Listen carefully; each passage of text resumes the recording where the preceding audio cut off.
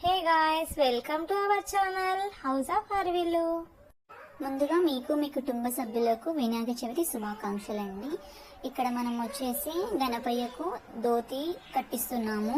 ఇది మనం యూజ్ చేసింది వెల్వెట్ క్లాత్, ఫ్యాబ్రిక్ గ్లూతోని అంటించేసుకోవాలండి.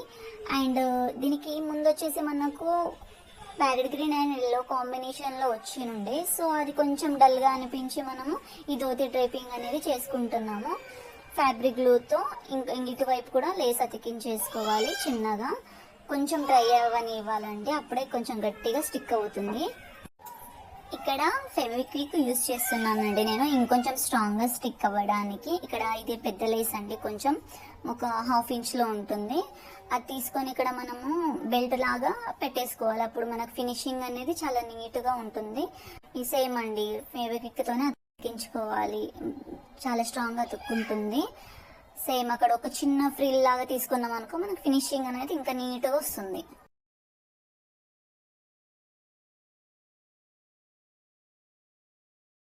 ఇక్కడ మనం ధోతి ఫ్రిల్స్ ఉంటాయి కదా, ఆ బార్డర్కి కూడా మనం లేస్ అతికించేసుకోవాలి, ఇంకా నీట్గా కనిపిస్తుంది. మనం ఇక్కడ యూజ్ చేసింది సేమ్ పైన ఏదైతే లేస్ యూజ్ చేసామో అదే ఇక్కడ యూజ్ చేస్తున్నాం.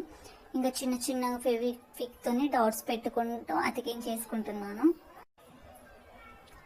సేమ్ ఇంకా మనం ఫింగర్ యూజ్ చేసామనుకోండి, మన ఫింగర్ అంటుకపోతుంది. సో ఇక్కడ నేను వచ్చేసి సేఫ్టీ పిన్తో కొంచెం నొక్కి అట్లా పట్టుకున్నాం అనుకోండి, ఇంకా గట్టిగా స్టిక్ అయి ఉంటుంది. ఇక్కడ వినాయకుడిని ఇయర్స్కి పెట్టడానికి మనం కొంచెం డెకరేటివ్గా ఇవి ప్రిపేర్ చేసుకుంటున్నాం. సేమ్ కొంచెం ఇయర్ డ్రాప్స్ లాగా. ఇక్కడ ఒకటి మన దగ్గర పెండెంట్ ఉంది, సో దానికి మనం స్టోన్ చైన్ అతికించేసుకున్నాయి. 4-5 లైన్స్ తీసుకోవాలండి, అది మన ఇష్టం. అట్లా తీసుకొని ఇక్కడ సేమ్ ఫెవిక్విక్ యూజ్ చేసి మనం అతికించేసుకున్నాం అనుకోండి, చూడడానికి చాలా బాగుంటుంది. కొంచెం అలా ప్రెస్ చేసి ఒక 2-3 సెకండ్స్ ఉంచామనుకోండి, ఇంకా బాగా స్టిక్ అవుతుంది అన్నమాట. సో అదే చేశాను. ఇక్కడ డ్రాప్ షేప్ రెడ్ కలర్ కుందని యూజ్ చేశాను నేను ఇక్కడ కిరీటానికి. అండ్ ఈ 3 స్టోన్స్ యూజ్ చేశానండి కిరీటానికి అతికించడానికి. ఎక్స్ట్రా ఏం తీసుకోలేదండి బయట నుండి, ఇంట్లో ఉన్న వాటితోనే నేను ఈ వినాయకుని అనేది రెడీ చేశాను.